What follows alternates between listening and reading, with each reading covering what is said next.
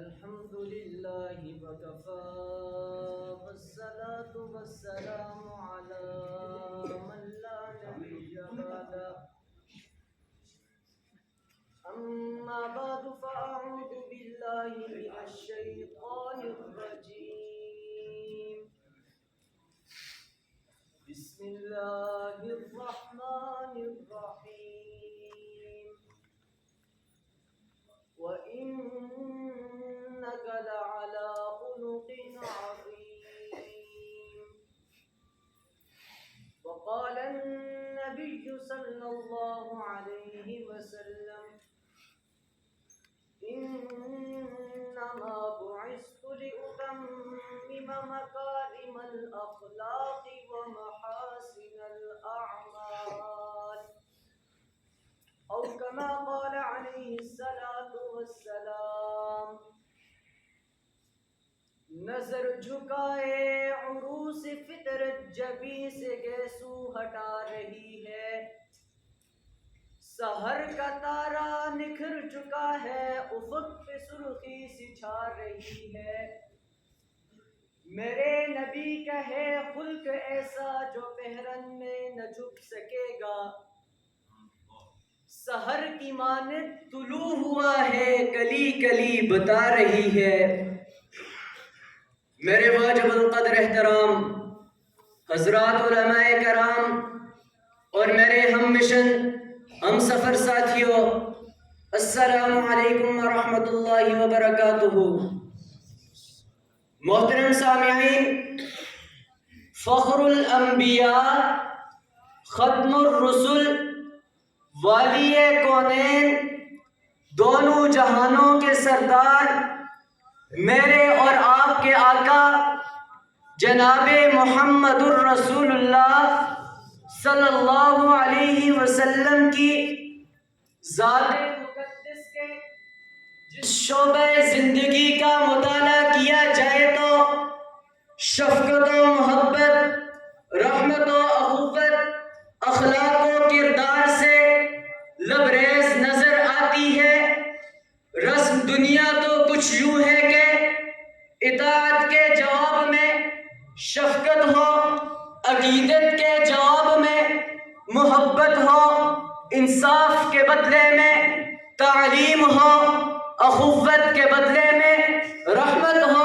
لیکن قربان جاؤ مدنی آقا پر جس کا انداز سب سے الگ تھلگ ہے سب سے نرالا ہے وہاں تو عداوت کے بدلے میں شفقت ہے ظلم کے بدلے میں عفو درگزر ہے ستم کے بدلے میں رحمت ہے بے مروتی کے بدلے میں مروت ہے بد اخلاقی کے بدلے میں حسن خلق ہے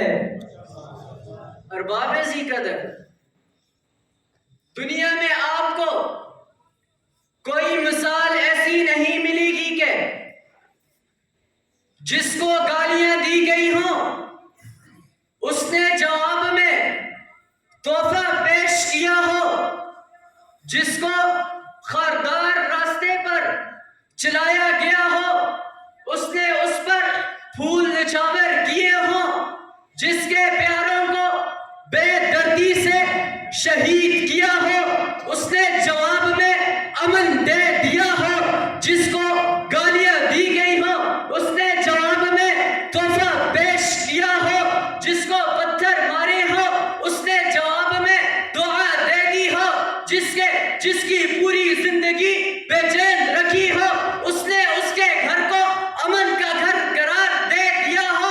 اگر آپ کو پوری دنیا میں کوئی ایسی مثال مل سکتی ہے تو سرزمین حجاز کے باسی ارض بدخواہ میں گشت کرنے والے سالار قوم معلم الاخلاق جناب محمد عربی صلی اللہ علیہ وسلم کی ذات ہے تو پھر میں کیوں نہ کہوں ارباب نظر کو کوئی ایسا نہ ملے گا بندے تو ملیں گے پر مولا نہ ملے گا تاریخ اگر ڈھونڈے گی ثانی محمد ارے ثانی تو بڑی چیز ہے پر سایہ نہ ملے گا سبحان اللہ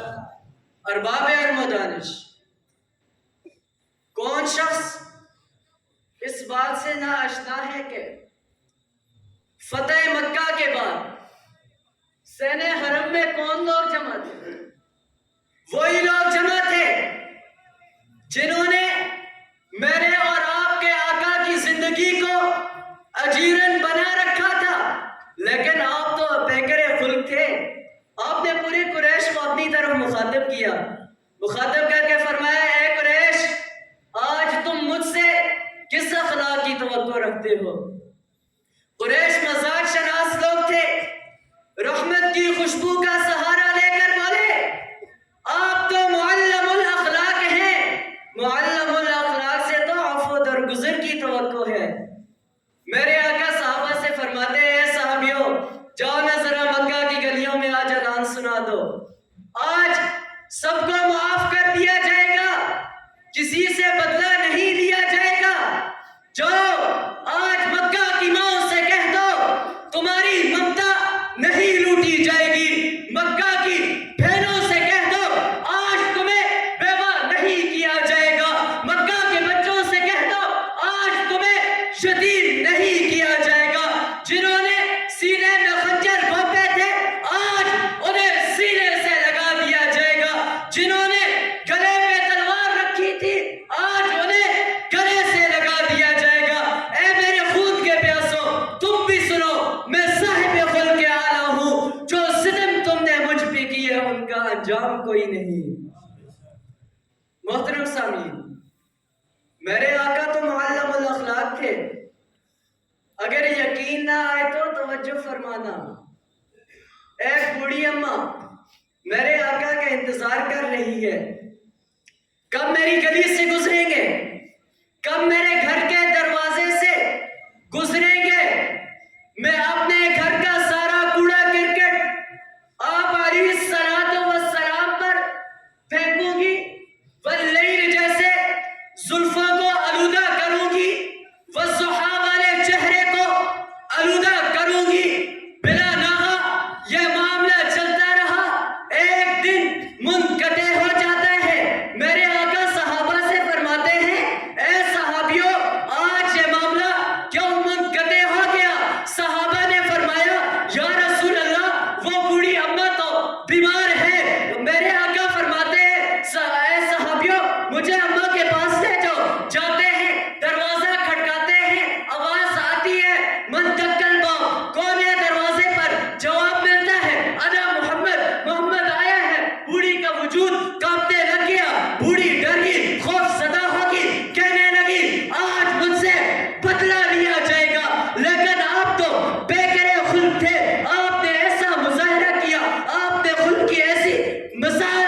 مثال سامنے رکھی کہ وہ بوڑھی اماں کہنے لگی میں تو آپ پر کچرا پھینکتی تھی، آپ نے یہ کیسا کردار میرے سامنے پیش کیا؟ میرے آقا نے فرمایا مجھے تو میرے رب نے یہ سکھایا ہے، تجھے اگر والدین نے یہ سکھایا ہے۔ جب میں اپنے نبی کے اوصاف کمالات دیکھتا ہوں میری زبان بے ساختہ بول پڑی، تیرے اوصاف کا ایک باب بھی مکمل نہ ہوا، زندگی ختم ہوگی قلم ٹوٹ گئے، یار زندہ صحبت پر